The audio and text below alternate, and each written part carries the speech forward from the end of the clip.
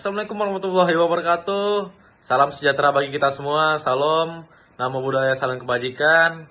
Halo, perkenalkan nama saya Aldino Pradipa, mahasiswa Prodi Ilmu Hukum dengan NIM 04849069. Kali ini akan mempresentasikan tugas 7 tentang praktik peradilan pidana, yaitu surat tuntutan.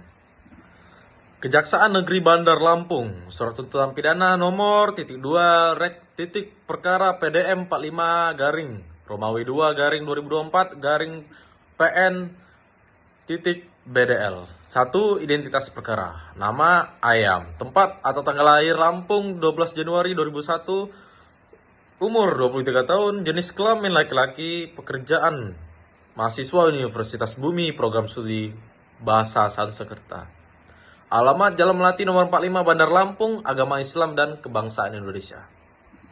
Yang kedua, dakwaan bahwa terdakwa Ayam telah didakwa oleh jaksa penuntut umum sebagaimana dalam surat dakwaan nomor rek titik perkara PDM 45 garing 2 Romawi garing 2024 garing PN titik BDL dengan uraian sebagai berikut. Dakwaan primer melanggar pasal 340 KUHP barang siapa dengan sengaja dan dengan rencana terlebih dahulu merampas nyawa orang lain.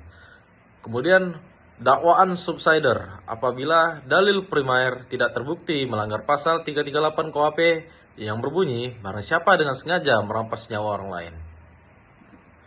3. Fakta-fakta yang terungkap di persidangan. Berdasarkan hasil pemeriksaan di persidangan, baik dari keterangan saksi ahli terdakwa, alat bukti, surat barang bukti, serta fakta persidangan lainnya, diperoleh fakta hukum sebagai berikut. 1. Bahwa pada tanggal 2 Februari 2024 ditemukan jasad almarhum Bebek 19 tahun di kamar kos miliknya dengan luka tusukan pada bagian leher dan dada. Hasil visum atau pemeriksaan jenazah di persidangan menunjukkan bahwa penyebab kematian adalah tusukan senjata tajam. 2. Bahwa terdakwa Ayam 23 tahun diketahui sebagai teman dekat korban dan saksi-saksi di persidangan masyarakat bahwa Ayam adalah orang terakhir yang terlihat bersama korban sebelum kejadian. 3. Bahwa terdakwa membawa sebuah pisau lipat sebelum memasuki kamar kos korban. Pisau tersebut ditemukan, disita, dan dijadikan barang bukti. Bukti sidik jari, darah, atau pemeriksaan forensik. Asumsi dalam simulasi menunjukkan bahwa pisau itulah yang digunakan dalam penikaman sehingga dapat dibuktikan bahwa senjata telah disiapkan terlebih dahulu oleh terdakwa. 4. Bahwa di persidangan terungkap bahwa perikanan dilakukan oleh terdakwa secara berulang, menusuk leher dan dada korban meskipun korban sempat berusaha melawan dan menggigit tangan pelaku.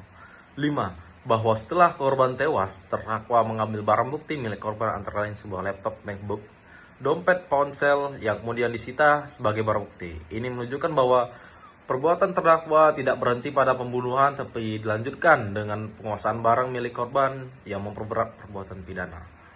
Kemudian 6. Bahwa terdakwa membungkus jenazah korban dengan plastik besar dan spray serta menggunakan pengawet sebagai upaya untuk menunda atau menyembunyikan bau kematian, yang menunjukkan kesadaran terdakwa terhadap perbuatan dan niat menyembunyikan jejak kejahatan.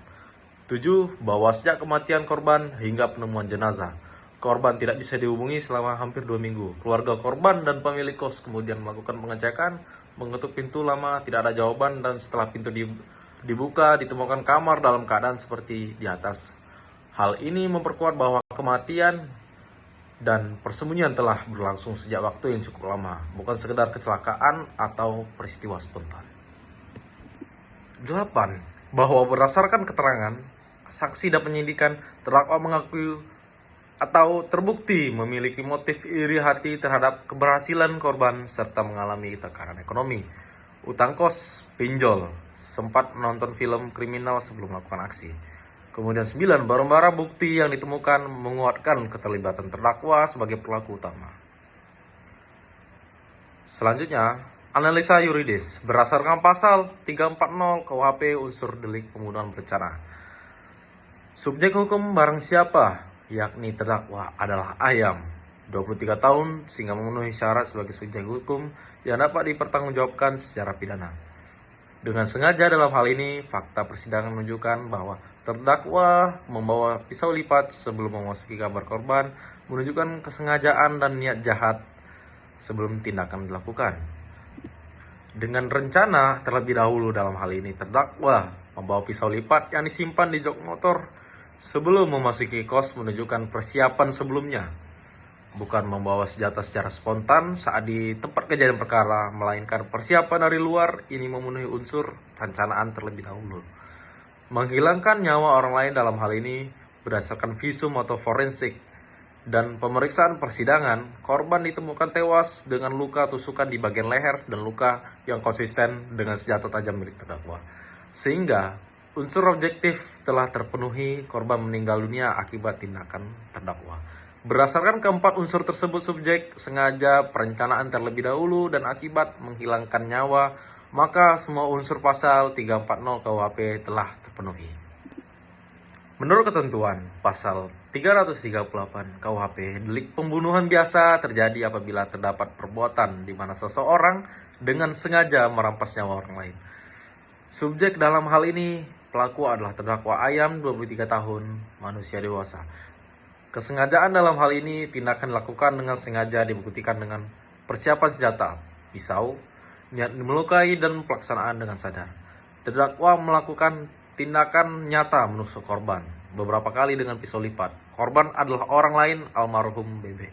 Korban meninggal dunia akibat luka tusukan di leher atau di dada dibuktikan lewat visum forensik. Unsur pasal 338 juga terpenuhi namun tidak dipertimbangkan karena dakwaan primer telah terbukti, maka dakwaan subsidiar tidak dipertimbangkan lebih lanjut.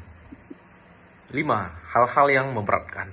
Perbuatan terdakwa dilakukan dengan kekerasan luar biasa, yaitu menikam korban dengan pisau lipat beberapa kali pada bagian vital, leher dan dada, meskipun korban sempat berusaha melawan.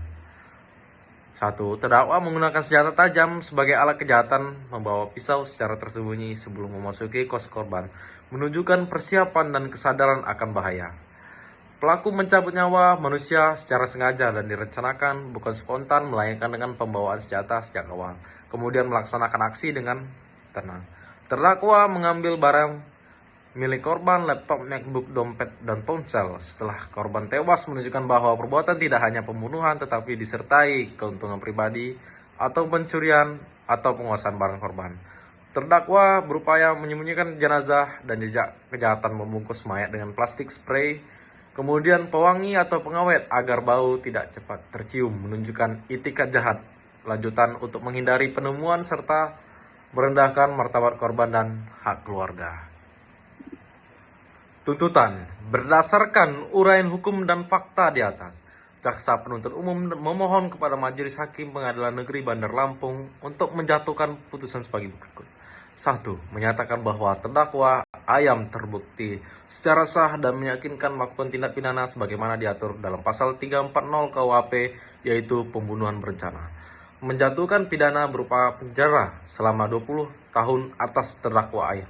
3. Selanjutnya, memutuskan bahwa barang bukti berikut ini disita dan dijadikan milik negara untuk diproses sesuai hukum, yaitu 1 buah pisau lipat, 1 unit MacBook milik korban, 1 buah dompet milik korban, 1 unit ponsel milik korban, plastik besar, spray pengawet, dan pengawangi yang dipakai untuk membungkus jenazah untuk dimusnahkan sesuai ketentuan hukum. 4. Membebankan seluruh biaya perkara kepada terdakwa.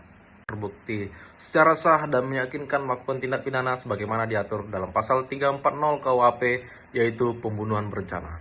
Menjatuhkan pidana berupa penjara selama 20 tahun atas terdakwa Ayam.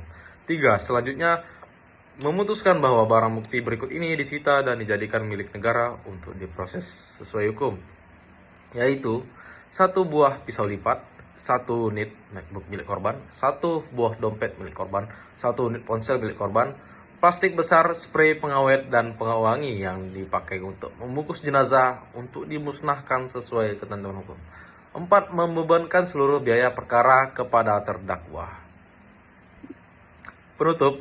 Demikian surat tuntutan ini dibuat untuk dipergunakan sebagaimana mestinya dengan itikat untuk menegakkan keadilan, melindungi hak korban serta keluarganya, dan menjaga kepastian hukum. Majelis Hakim berkenan mengabulkan permohonan ini. Bandar Lampung, Maret 2024, Jaksa Penuntut Umum Kejaksaan Negeri Bandar Lampung Algino Pradipa, NIM 0484900699. Wassalamualaikum warahmatullahi wabarakatuh. Salam sejahtera bagi kita semua. Salam, namo buddhaya, salam kebajikan.